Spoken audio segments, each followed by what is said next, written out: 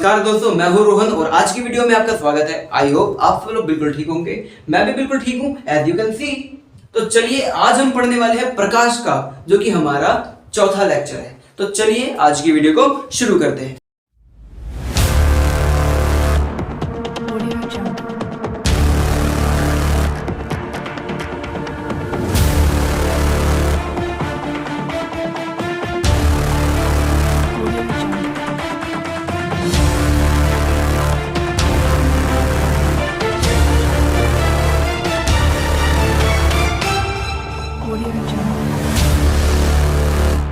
तो भाई आज हम सबसे पहले पढ़ेंगे उत्तल दर्पण यानी कॉन्वेक्स मिरर का। क्योंकि देखो कनकेव मिरर में जितनी भी इमेज बनती है, जितना भी इमेज फॉर्मेशन अवतल दर्पण में होता है, वो सब मैंने तुमको बता दिया। अब किसकी बारी है? उत्तल दर्पण की, यानी कॉन्वेक्स मिरर की। कॉन्वेक्स मिरर यानी उत्तल दर्पण। अब उत्तल दर्पण में क्या होगा? उत्तल दर्पण कैसा दिखता है? ठीक है, इसकी जो रिफ्लेक्टिव सरफेस है वो उभर बाहर की तरफ उभरी होती है। लो, बन गया तुम्हारा उत्तल दर्पण। अब क्या क्या बनाना है इसमें? मेरा स्केल का है, डंडा मिल गया भाई अपना स्केल। चलो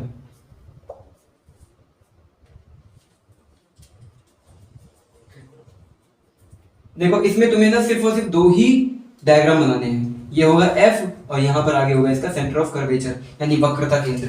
ठीक है, फोकस और वक्रता केंद्र, इसको बोलेंगे पी यानी पोल, हिंदी में ध्रुव। अब क्या करना है तुम्हें? इसमें सिर्फ तुम्हारे दो ही डायग्राम बनेंगे। इस ऑब्जेक्ट को एक बार रख दो इन्फिनिटी पे, इन्फिनिटी यानी अनंत पर, अनंत पर रख दिया।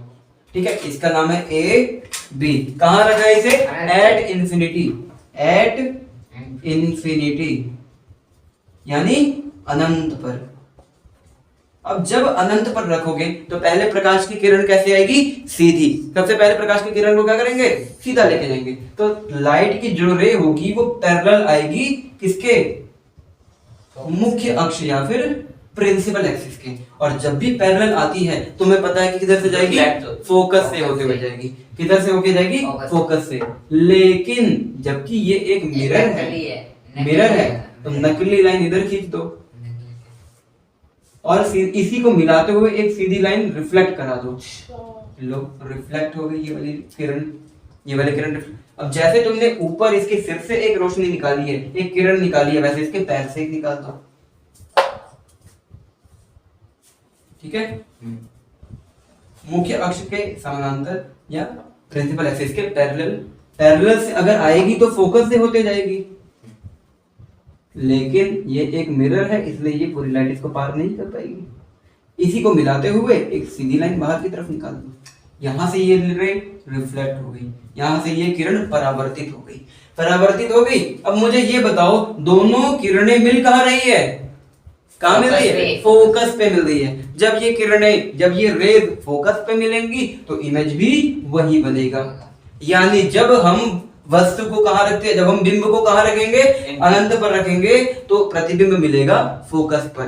जब हम ऑब्जेक्ट को इंफिनिटी पे रखेंगे तो ऑब्जेक्ट बनेगा फोकस पर बनेगा। क्लियर है? ये तुम्हारा एक डायग्राम हो गया। अब तुम इसकी प्रॉपर्टी क्या बताओगे? इमेज कहां कहां पर है बताओ? ऑब्जेक्ट को जब रखा कहां पर?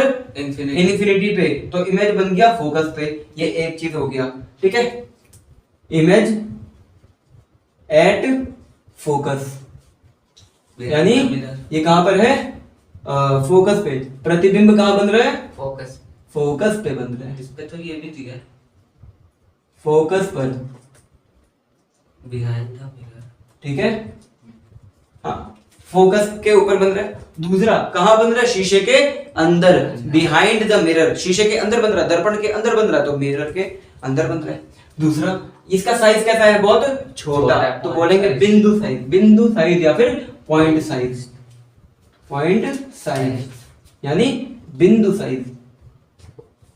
इतना ज्यादा छोटा है ये कि ये पॉइंट के बराबर बन रहा है। दूसरा, इसमें जो इमेज बनेगी वो सीधी बनेगी कि उल्टी? सीधी बनती है, सीधी बनेगी। कैसे? सीधी। सीधी मतलब इरेक्ट, ERRECT, इरेक्ट बनती है। इमेज कैसे बनती है? इरेक्ट। एक चीज याद रख लो, जब भी कॉन्वेक्स मिरर का इस्तेमाल करोगे तो इमेज हमेशा सीधी ही बनती है, चाहे कहीं पर भी रख दो। अगर अवतल दर्पण में ऐसा होता तो उसमें अलग सीन था, वो उल्टा बनता। अनंत पर रखते तो ऐसे ही मैं अनंत पे रखता, अनंत पर रखते तो फोकस पे बनता, फोकस उसका इधर होता। हाँ। और वो उल्टा बनता। ठीक है, उसमें देखो 5 कंडीशन ऐसी है जिसमें इमेज सीधी उल्टी बनती है। 5 कंडीशन में इमेज उल्टी बनती है, बस एक कंडीशन में सीधी बनती है। लेकिन इसमें सारी कंडीशन में इमेज कैसी बनेगी? सीधी ही बनेगी। कैसी बनेगी? सीधी बनेगी, यानी इरेक्ट बनती है। प्रतिबिंब हमेशा इरेक्ट बनेगा, इमेज हमेशा इरेक्ट बनता है। फिर और क्या बता सकते हो? ये किधर बन रहे? अंदर की तरफ, यानी ये आभासी है या वास्तविक? आभासी है। कैसा होगा? आभासी, यानी वर्चुअल। VIRTUAL, वर्चुअल यानी आभासी। क्योंकि आभासी क्यों है? क्योंकि इसे तुम किसी भी स्क्रीन पर उतार नहीं सकते। तुम इसे किसी भी उस पे क्या कहते हैं, स्क्रीन का मतलब क्या बोलते हैं? नहीं, स्क्रीन का मतलब होता है कि कपड़े के ऊपर या पर्दे पर नहीं उतार सकते। इसीलिए ये क्या है? एक आभासी यानी वर्चुअल प्रतिबिंब है। ठीक है, इमेज कैसी है? वर्चुअल इमेज है। हो गया कंप्लीट तुम्हारा एक ये केस है। जल्दी से करो फिर भाई। सी से भी काट सकते हैं, सॉरी, इसको सी से भी काट सकते हैं। सीट से भी लेकर जा सकते हो, सी से भी लेकर जाओगे, लेकिन कैसे लेके जाओगे? सी से जाओगे वहीं से वापस आ जाएगा, फायदा नहीं है। इसका ही बढ़िया है, यही ठीक है। ठीक है, अब तो ये देखो दूसरा केस क्या है। दूसरे केस में क्या करो? इसको इन्फिनिटी और पोल के बीच में खड़ा कर दो। इन्फिनिटी कहीं थी और ये रहा पोल और इन्फिनिटी के बीच में ऑब्जेक्ट को खड़ा कर दो। ये है ए, ये है बी। तो पहली किरण कैसे जाएगी? पैरेलल लेके जाओगे तो किधर से जाएगी? फोकस से होते हुए जाएगी। फोकस से ऐसे जाएगी भाई। ठीक है, फिर इसी को एक रिफ्लेक्ट कर दो, इसी को परावर्तित कर दो। हो गया परावर्तित। फिर दूसरा क्या करो? किरण को ना एक सी से गुजार दो। सी से, है ना? कहां से? सी से।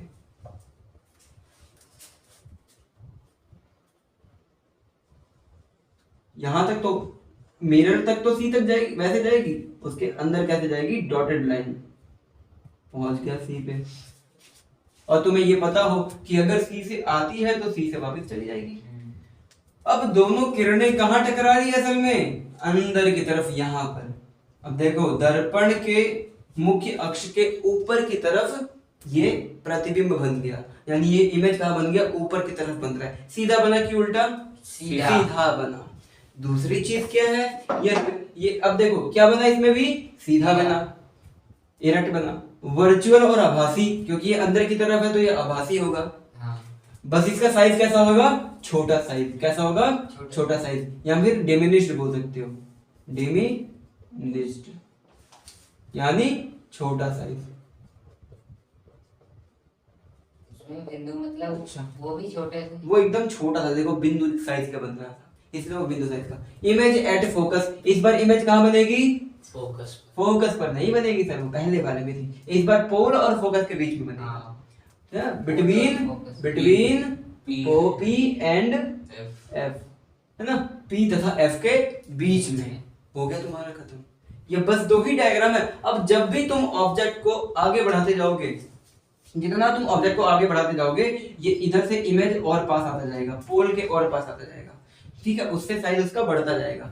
तुमने कभी अगर कन्वेक्स मिरर देखा हो, उत्तल दर्पण अगर तुमने कभी ढंग से देखा हो, तुम जैसे जैसे उसके पास जाओगे तुम्हारा साइज उससे बढ़ता जाएगा।